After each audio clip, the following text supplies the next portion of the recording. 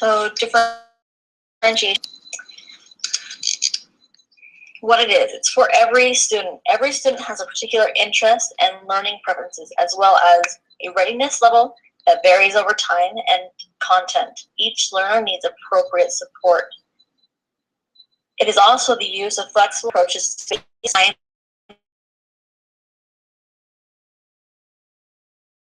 and it is a hallmark to differentiate effectively. Systematic attention to readiness, interest, and learning.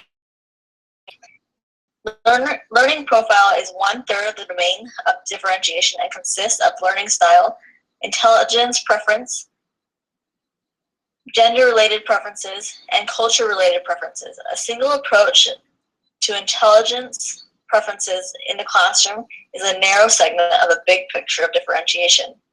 It is something a teacher plans prior to a lesson based on assessment, evidence of student needs. The most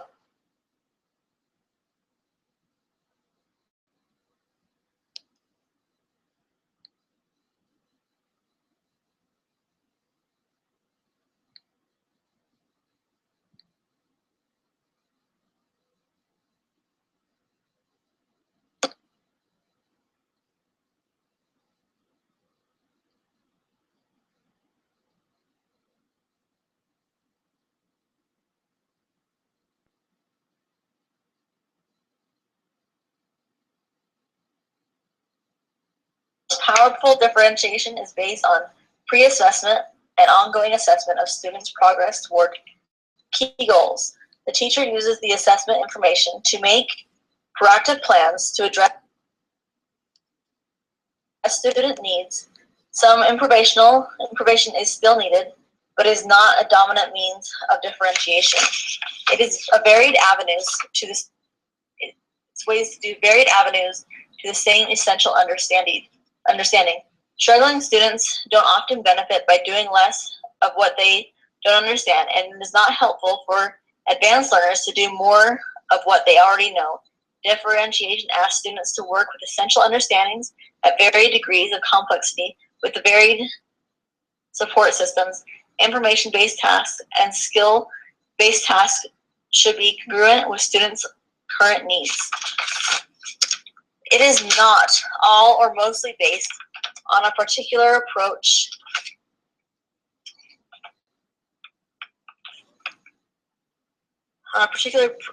to multiple intelligences.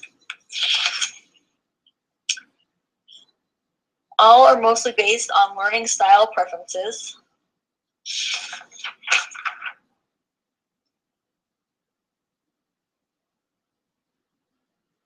Attention to learning style is helpful for some students some of the time and helps teachers learn to be more flexible, but it leaves others' needs unaddressed. Synonymous with student choice. There are times when it is important for teachers to assign particular work to students because it will move them forward in key ways. At other times, it makes good sense for students to call the shots and learn about making wise choices. It is not more problems, books or questions for some students and fewer for others. Struggling students don't often benefit by doing less of what they don't understand, and it's not helpful for advanced learners to do more of what they already know. Differentiation asks students to work with essential understandings at varied degrees of complexity with a varied support system. Information-based tasks and skills-based tasks should be congruent with student needs. It is not something a teacher does on the spot when it becomes evident that a lesson isn't working. The most powerful differentiation is based on pre-assessment, once again, and ongoing assessment of students' progress toward key goals.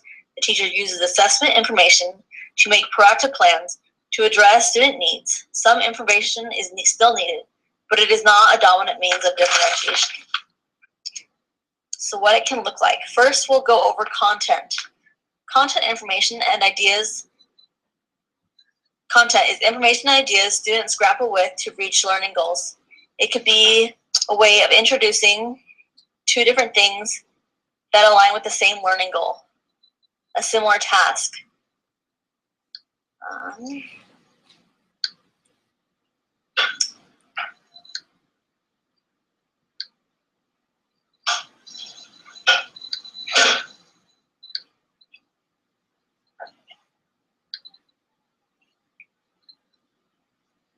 For an example, students enter the classroom, the teacher shows 2 different videos of emerging technologies. Then she explains to the students that everyone will complete the same type of task, like writing a short text, writing a prompt, or a project. But they can choose either the first or the second topic. This is a way to do content. The next one is process, how a student takes in and make sense of the content. This teacher can ask the students to choose a station, a reading plus listening station, or a video with subtitles. This gives all the same students the same information, but varied ways of intaking the information. The third option is a product, how a student shows what they know and understand and can do.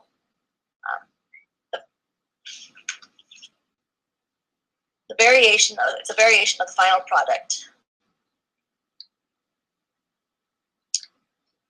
And last, we have effect.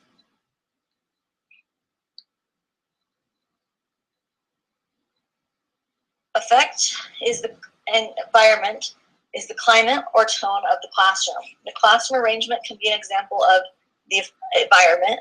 You can change how the tables are set up. You can use portable carols to separate students so that they're not distracted by others, or earplugs so that certain students are not distracted by conversations of small groups. Ways we need to do this is by looking at the student's readiness, interest, and learning profile. By using those, we can differentiate through a variety of instructional strategies. Thank you.